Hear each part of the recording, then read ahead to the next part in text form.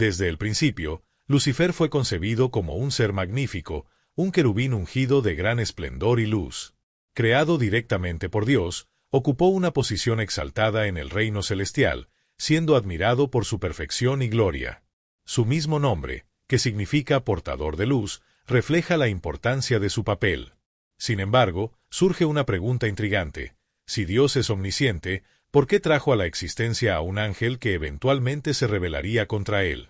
La respuesta a este misterio revela aspectos profundos del propósito divino y de la libertad concedida a sus criaturas. Antes de continuar, suscríbete al canal y deja tu like. Vamos. Lucifer no era un ser común y corriente, él era parte de un gran propósito dentro de la creación divina. La Biblia lo describe como un ser de incomparable belleza, dotado de sabiduría y esplendor. En el libro de Ezequiel, capítulo 28, hay una sorprendente revelación sobre su identidad. Así dice el Señor Dios: tú eras el sello de la perfección, lleno de sabiduría y acabado de hermosura. En Edén, en el huerto de Dios, estabas, de toda piedra preciosa era tu vestidura. Tú eras el querubín grande, protector, yo te puse en el santo monte de Dios, entre piedras de fuego te paseabas. Ezequiel 28, 12-14. Este pasaje muestra que Lucifer no era un ángel más, sino un querubín ungido, un ser de alta posición en el reino celestial, cercano a la presencia divina. Su papel era el de guardián, una misión de gran honor y confianza otorgada directamente por el Creador. Pero ¿cuál era el verdadero significado de ser un querubín ungido? A lo largo de las Escrituras, los querubines son descritos como seres espirituales de gran autoridad y responsabilidad. En el libro del Éxodo, por ejemplo, se menciona el Arca de la Alianza, cubriéndola con sus alas, simbolizando la manifestación de la presencia y la gloria de Dios. Esto refuerza que Lucifer tenía una posición única y altamente privilegiada en el plano celestial antes de su caída. Lucifer tenía un papel especial en el reino celestial, siendo un guardián de la santidad y un reflejo de la gloria divina. Pero si él fue creado perfecto, sabio y hermoso, ¿cómo surgió en él la corrupción? La Biblia no dice que Dios creó el mal, sino que Lucifer eligió desviarse. Ezequiel 28 horas y 15 minutos revela: perfecto eras en todos tus caminos desde el día que fuiste creado, hasta que se halló en ti maldad. Esto indica que su corrupción surgió desde adentro, no de una influencia externa. El profeta Isaías 14, 12-14 explica esta iniquidad: ¿cómo has caído del cielo, oh lucero de la mañana? Que decías en tu corazón: subiré al cielo. En lo alto, junto a las estrellas de Dios, levantaré mi trono, y seré semejante al Altísimo. Lucifer no quiso reemplazar a Dios, sino que buscó un nivel de gloria y autoridad que no le pertenecía, lo que lo llevó a su caída. Lucifer ocupaba una alta posición en el reino celestial, pero su función era distinta a la de Cristo. Aunque ambos son descritos como portadores de luz, Juan 8:12, Cristo es la verdadera luz que ilumina a la humanidad, Juan 1:9, mientras que Lucifer simplemente reflejó esa luz. La diferencia entre ambos es fundamental. Cristo, siendo Dios, escogió la humildad y se hizo siervo, Filipenses 2, 6-8, mientras que Lucifer, criatura, buscó la exaltación y deseó ser adorado. Esta arrogancia marcó su destino. Aunque estaba cerca del trono divino, algo dentro de él cambió. Su corazón se corrompió, lo que condujo a su rebelión y a consecuencias que resonaron en toda la creación. Dentro de Lucifer surgió un deseo que lo distanciaría para siempre del propósito divino. El ángel perfecto comenzó a desear algo más allá de lo que le había sido concedido, iniciando la mayor rebelión de la creación. Su pecado fue la arrogancia. No quería solo un trono, sino un reino independiente donde pudiera gobernar con su propia autoridad. El profeta Isaías registra sus palabras: subiré al cielo, en lo alto, junto a las estrellas de Dios, levantaré mi trono. Seré semejante al Altísimo. Isaías 14, 13-14. La corrupción no se produjo inmediatamente. Poco a poco, la vanidad se apoderó de su corazón, como se describe en Ezequiel 28 horas y 17 minutos. Se enalteció tu corazón a causa de tu hermosura, y corrompiste tu sabiduría a causa de tu esplendor. Lucifer no vio su posición como un don divino, sino como un derecho a buscar más. Y no estaba solo en esta ambición. El libro de Apocalipsis revela una visión de esta revuelta en el mundo espiritual. Hubo una gran batalla en el cielo. Miguel y sus ángeles luchaban contra el dragón, y luchaban el dragón y sus ángeles, pero no prevalecieron, ni se halló ya lugar para ellos en el cielo. Fue lanzado fuera el gran dragón, la serpiente antigua, que se llama Diablo y Satanás, el cual engaña al mundo entero, fue arrojado a la tierra, y sus ángeles fueron arrojados con él. Apocalipsis 12, 7-9.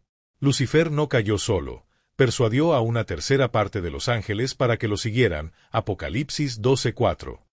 Aunque la Biblia no detalla cómo los convenció, es probable que usara su astucia e influencia para engañarlos.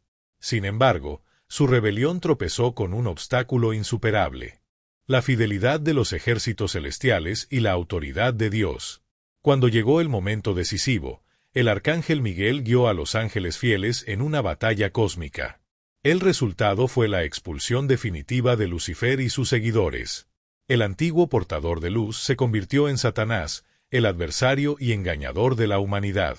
Su gloria fue reemplazada por la vergüenza y su poder por la condenación, pero su historia estaba lejos de terminar. Si Dios sabía de la rebelión de Lucifer, ¿por qué no lo destruyó inmediatamente? La respuesta está en un plan más amplio. El querubín ungido, creado para reflejar la gloria divina, se convirtió en Satanás, el adversario. Expulsado del cielo, pero no aniquilado, encontró en la tierra un nuevo escenario para su revuelta. Desde el principio, se suponía que la tierra reflejaría el cielo. Dios creó al hombre y a la mujer a su imagen, concediéndoles comunión directa con él y autoridad sobre la creación. Génesis 1, 26-28. El jardín del Edén no era solo un lugar físico, sino un punto de encuentro entre Dios y la humanidad. Allí, Satanás vio su oportunidad. La serpiente que tentó a Eva no era un animal común, sino la manifestación del adversario mismo. La Biblia lo deja claro al llamar a Satanás el dragón, la serpiente antigua, que engaña al mundo. Apocalipsis 12:9. Este detalle revela que, desde el Edén, Lucifer continuó su papel como agente de la corrupción. Satanás no usó la fuerza para engañar a Eva, pero sembró la duda. Acercándose, preguntó: ¿es eso realmente lo que dijo Dios? Génesis 3:1. Él no negó directamente el orden divino, simplemente lo distorsionó. Al sembrar la incertidumbre, abrió el camino a la rebelión en el corazón humano. Eva respondió que podían comer de cualquier árbol excepto del que estaba en el centro del jardín. Pero Satanás insistió: no moriréis, seréis como Dios. Génesis 3, 4-5. Este pensamiento reflejó su propia caída: seré semejante al Altísimo. Isaías 14:14. Ahora le ofreció al hombre el mismo deseo que lo había corrompido. Seducida por la promesa de poder, Eva comió el fruto y Adán siguió su ejemplo. En ese momento, el Edén quedó destrozado. Dios los expulsó y puso querubines para custodiar el árbol de la vida. Génesis 3:24, mostrando que el jardín era más que un paraíso, era un portal al propósito divino.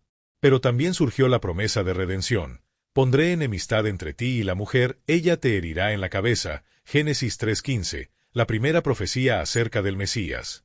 Dios anunció que la simiente de la mujer aplastaría la cabeza de la serpiente, derrotando su poder. Satanás triunfó momentáneamente en el Edén, pero su victoria no sería definitiva. El plan divino ya estaba en marcha y la redención llegaría a su debido tiempo. Pero ¿por qué Dios permitió que todo esto sucediera?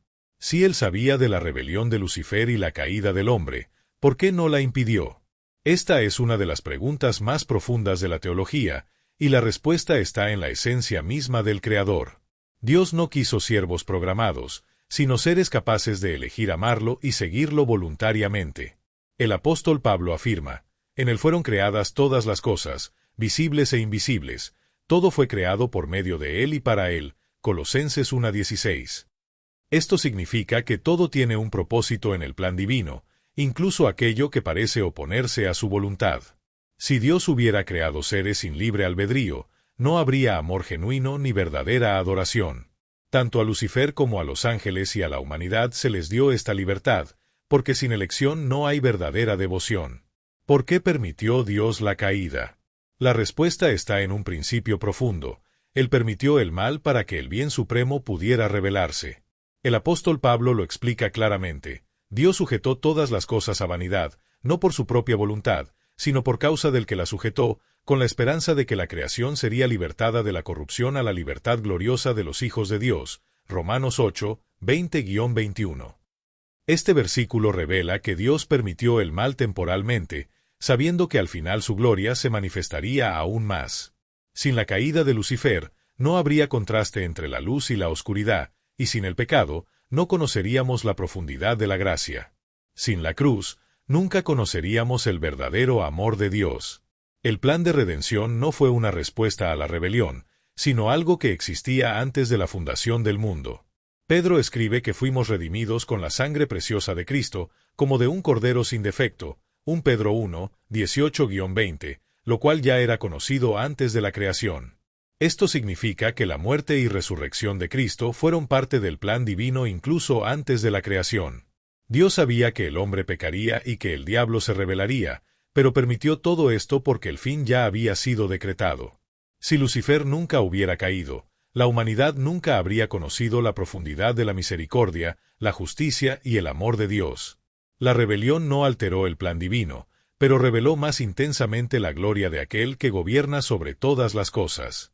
Si la caída de Lucifer y del hombre fueron parte del plan divino, ¿qué quiere realmente Dios para la humanidad? El destino final de el mundo todavía guarda un gran misterio, la restauración de todas las cosas. El plan original de Dios, representado por el jardín del Edén, fue el punto de partida de la humanidad, un lugar donde la presencia de Dios era tangible y el hombre tenía comunión directa con el Creador. Allí había dos elementos que cambiarían la historia: el árbol del conocimiento del bien y del mal y el árbol de la vida. Aunque el árbol del conocimiento era la puerta de entrada al pecado, la clave del plan de Dios estaba en el árbol de la vida. Representaba la vida eterna y la continuación del estado perfecto en el que fue creado el hombre. Sin embargo, después del pecado, Dios sacó a Adán y Eva del Edén para evitar que comieran del árbol de la vida y vivieran eternamente en pecado. Esto no fue solo un castigo, sino un acto de misericordia. Sin embargo, el árbol de la vida no desapareció. Aparecerá de nuevo al final de la historia, en la Nueva Jerusalén, donde dará fruto mensualmente y sus hojas sanarán a las naciones. Apocalipsis 22:2. Esto demuestra que el plan de Dios no era solo restaurar el Edén, sino llevar a la humanidad a un estado aún más glorioso.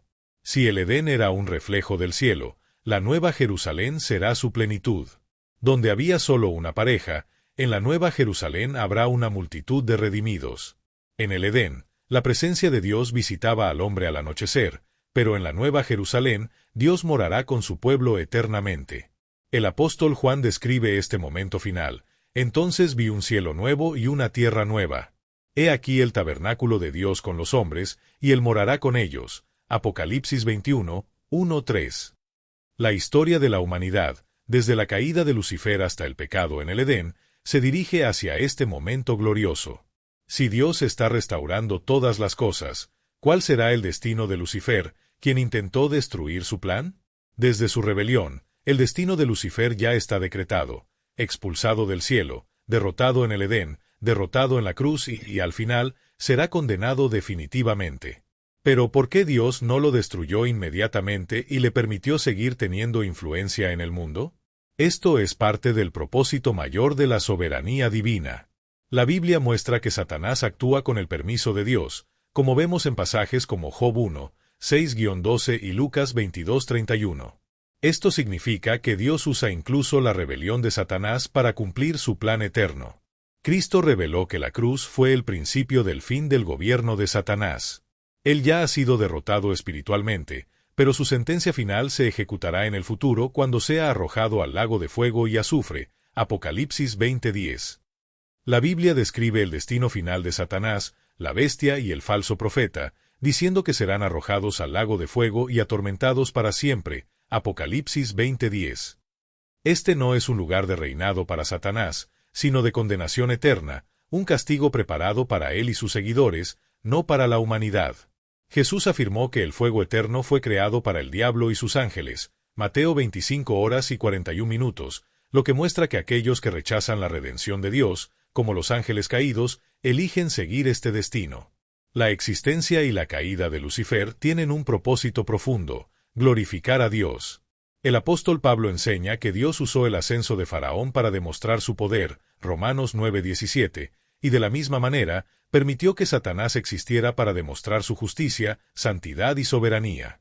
Cuando Lucifer sea finalmente arrojado al lago de fuego, el universo reconocerá que Dios es justo y siempre ha tenido el control absoluto. La caída de Satanás, el pecado humano y la historia humana convergen para revelar la gloria de Dios en toda su plenitud. El Edén será restaurado, el árbol de la vida florecerá nuevamente y la humanidad redimida vivirá para siempre con Dios. La rebelión de Lucifer, que intentó frustrar el plan divino, solo sirvió para magnificar aún más el nombre de Dios. La historia revela algo grande: nada estaba fuera del control de Dios. Desde el Edén hasta la Nueva Jerusalén, todo avanza hacia la plena manifestación de su gloria. El pecado entró en el mundo, pero la redención ya estaba preparada antes de la fundación de la tierra. Al observar la caída y el daño del pecado, vemos que la gracia de Cristo es aún mayor. El plan de Dios nunca se ha frustrado y su propósito siempre se cumplirá. Si has aceptado a Jesús como tu Señor y Salvador, escribe amén en los comentarios y comparte este mensaje para que más personas puedan experimentar el poder transformador de Dios. ¡Hasta la próxima!